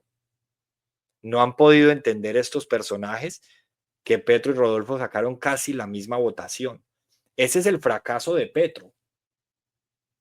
No haberle podido sacar más votación a Rodolfo Hernández, un tipo que lleva toda la vida siendo zorro en la política.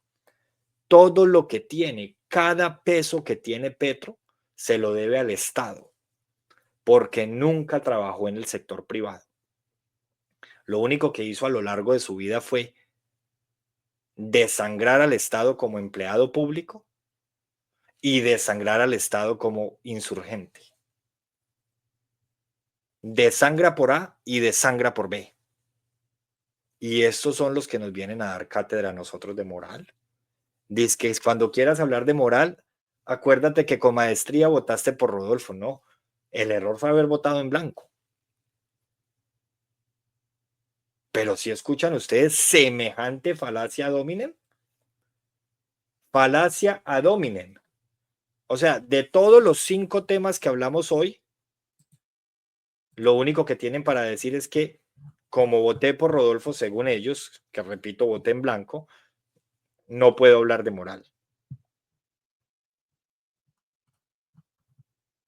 Oiga, hablamos del nuevo modelo de salud del magisterio.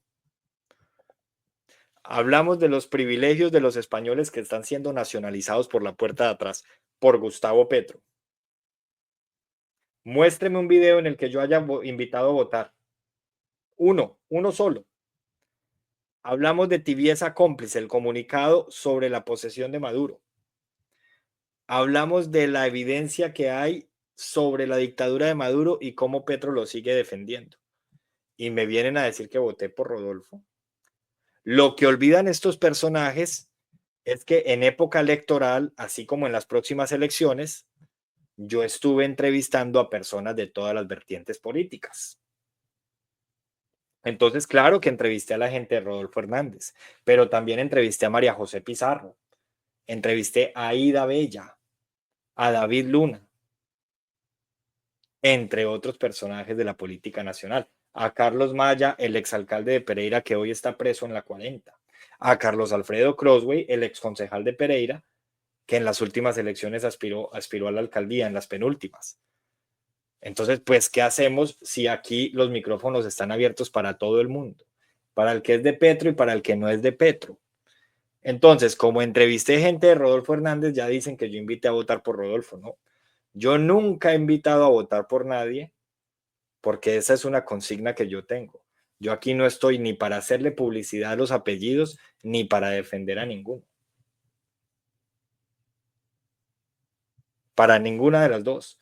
Y pueden encontrar mis videos desde el año 2014 hasta la fecha en @diario la nube en YouTube, en @hernanopina en YouTube y en las demás redes sociales. Porque aquí no se ha borrado nada. También pueden comprar mi libro en Amazon, Entre columnas, crónicas de un docente, en donde denuncio todo lo que a mi juicio estuvo mal durante los gobiernos de Juan Manuel Santos y de Iván Duque. Pero aquí creyeron que yo iba a ser tan estúpidos como ellos, que yo denunciaba a Iván Duque por nepotismo y a Gustavo Petro no lo iba a denunciar por nepotismo. No, es que yo no puedo ser tan hipócrita como ellos, que hoy están aplaudiendo lo que antes criticaban. Eso es uno ser más falso que una moneda de cuero, como decía el dicho. De manera que no, si a mí lo que quieren es atacarme, pues van a tener que buscar otros argumentos, porque por ese lado no va a ser, y todo está en las redes sociales. Así como aquí sacamos el video de Gustavo Bolívar cuando invitaba a la gente a marchar para que no subieran la gasolina, diciendo que un pueblo callado era un pueblo clavado, pues aquí también me pueden sacar a mí los videos de hace años cuando yo denunciaba al santismo y al uribismo en cabeza de Duque, porque al uribismo en cabeza de Uribe en ese tiempo yo estaba jugando microfútbol en el colegio, no tenía cédula, entonces me cubro. De manera que no, aquí somos de derecha, pero criticamos a todo el que la embarre. Simple. Todo el que vaya en contravía de la ley, aquí se va a criticar. Pero lo único es que hacemos análisis de las noticias del día y no de la historia. Porque es que aquí se quedaron en lo mismo. Hoy entrevistaron al ministro de Salud en la W y sigue hablando de lo que pasaba en 2012 y en 2010. Mañana vamos a hablar de esa entrevista, por ejemplo.